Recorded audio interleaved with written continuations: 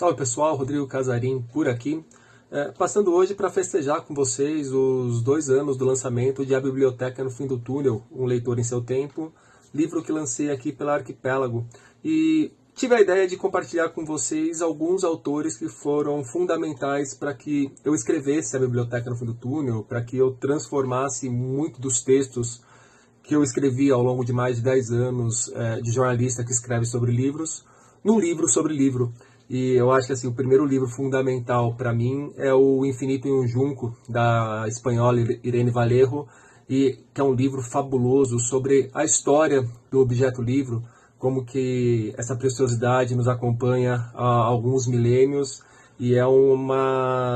objeto fundamental, inclusive, para que a gente tenha construído a humanidade que temos hoje, da maneira que temos hoje, com as suas virtudes e com seus problemas.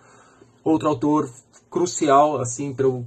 decidir fazer a biblioteca no fim do túnel foi o Afonso Cruz, com um livrinho chamado O Vício dos Livros. É um livro muito saboroso em que o Afonso ele faz pequenas crônicas passeando por diversas questões ali relacionadas aos livros e relacionadas a essa nossa coisa de ser leitor.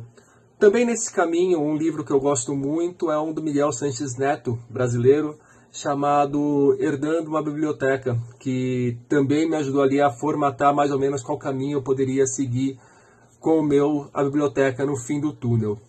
O Jorge Carrion é um autor, um escritor, um jornalista também espanhol, que eu me inspiro muito, que eu olho muito para ele como, não um exemplo a ser seguido, mas alguém que me oferece alguns caminhos legais que eu possa trilhar por aqui também. E ele exerceu uma influência forte em mim, principalmente com um livro chamado Bibliotecas.